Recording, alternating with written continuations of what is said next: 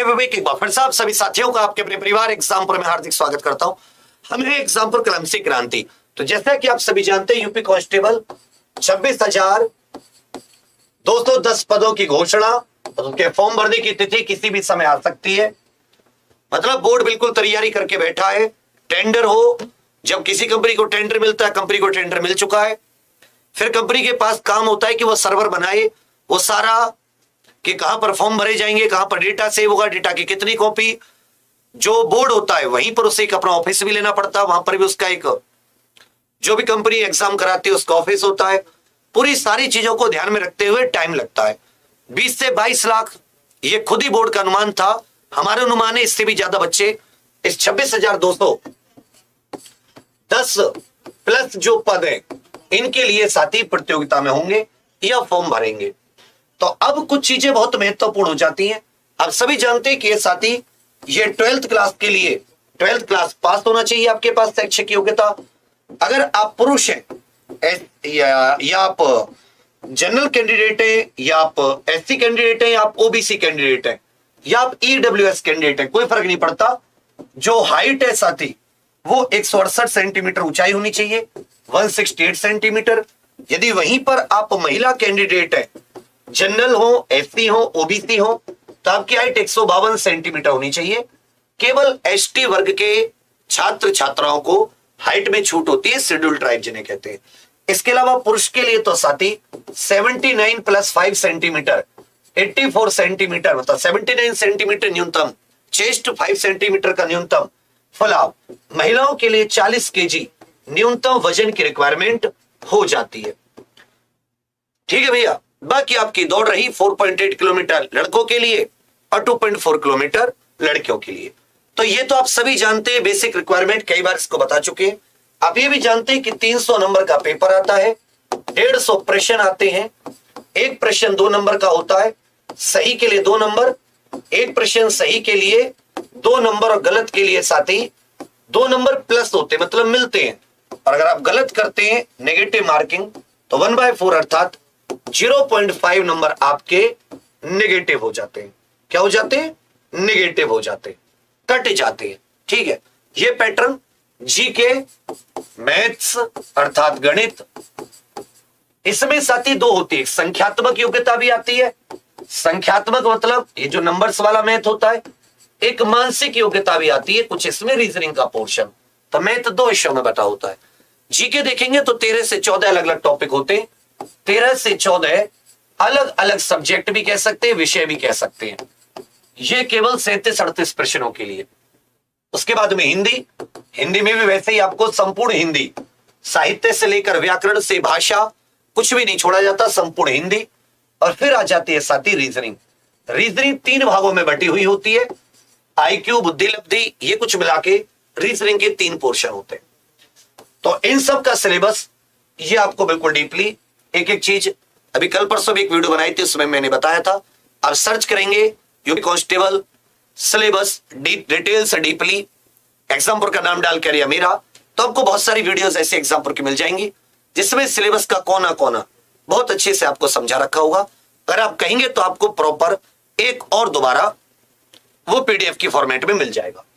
ये तो आप सबसे पहला कार्य है जिस पर आपको ध्यान देना चाहिए। अब जब आप इसकी तैयारी करेंगे तो आप कुछ ऐसा सोच के करेंगे कि 100 सीटों पर एक बच्चा है, तो सबसे पहले आपके दिमाग में आना चाहिए जो पहले के लीजेंड है, बहुत ज्यादा पढ़े हैं या कई बार पेपर दिया है, उनको सबको अच्छे से पता है। जो पहली बार तैयारी करते हैं, देखो 2 चीजें होती है। आप 75 जगह से 75 प्रकार का ज्ञान लें, एक भी जगह का ज्ञान आपके अंदर टिकेगा नहीं।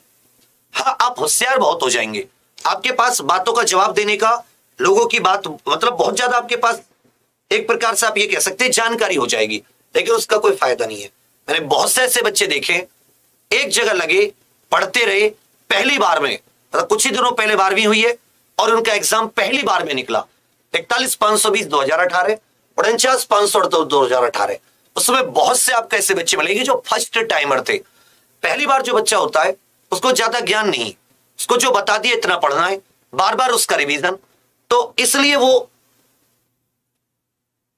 ज्यादा उसके चांस रहते हैं कि वो एग्जाम निकाल ले। तो सबसे पहले दिन की बात करते हैं।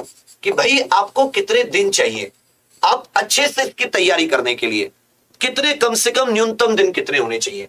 तो अगर आप यूपी कांस्टेबल की तैयारी कर रहे हैं या आप करना चाहते हैं तो आपके पास कम से कम 120 दिन होने चाहिए। आपको कम से कम 120 दिन चाहिए, मतलब 4 महीने जिसे आप कह सकते हो। 4 महीने आपको चाहिए चाहिए। 4 महीने में आप सिलेबस को बहुत अच्छे से रिवीजन, सिलेबस का एक कोना अच्छे से पढ़ लोगे। इसमें आप सिलेबस भी कंप्लीट करोगे बहुत अच्छे से। और एक और अहम चीज, सिलेबस का कोना कोना, कोने कोने का मतलब है, और ये 4 महीने में छुट्टी के अतिरिक्त नहीं बता रहा, टोटल 4 महीने 120 दिन, इसलिए मैंने बताया आपकी पढ़ाई के चाहिए। ऐसे नहीं कि 120 दिन में आप महीने में 6 छुट्टी मार रहे हैं तो 24 तो छुट्टी हो गई, मतलब आधा तो ऐसे ही चला गया आपका। 24 छुट्टी मतलब 1 महीना तो वैसे कम मान लो। छुट्टी अतिरिक्त मैं 120 दिन पढ़ाई के मान रहा हूं कि पढ़ाई के दिन 120 होने चाहिए, ठीक है। सिलेबस प्लस रिवीजन, इसमें दोनों चीजें हो सकती हैं। ऐसा नहीं कि केवल आप सिलेबस कवर करोगे, आपको कुछ ना कुछ ऐसा टाइम टेबल फॉलो करना पड़ेगा जिसमें आप सिलेबस के साथ साथ रिवीजन भी कंप्लीट कर रहे हो। सेकंड चीज जो आ जाती है, रोजाना कितने घंटे की स्टडी, कि भाई रोजाना कितने घंटे आप लोगों के लिए काफी है, रोजाना कितने घंटे आप लोगों के लिए काफी है, और रोजाना कितने घंटे। तो अच्छे से याद रखिएगा, जब आप रोजाना की बात कर रहे हो तो आपके पास ज्यादा नहीं लेने के, साथ ही 6 से 7 आवर ये आपको इन अगर इन 120 दिन में कंप्लीट कर रहे हो तो आपको पढ़ाई के चाहिए, पढ़ाई के लिए। और न्यूनतम कम से कम 2 आवर आपको जो दिन में पढ़ा है उसको रिवाइज करने के लिए चाहिए। ये अगर आप 120 दिन के हिसाब से, मैं बता रहा हूं कि अगर आप 120 दिन के हिसाब से चल रहे हैं तो भी अच्छे से याद रखें कि 6 से 7 घंटे ये आपको रोजाना पढ़ाई के लिए चाहिए, जिसमें आप अच्छे से पढ़ रहे हो, एक एक चीज को आप अच्छे से नोट कर रहे हो, इसमें पढ़ाई के साथ साथ नोट डाउन भी कर रहे हो, हाथ से नोट्स,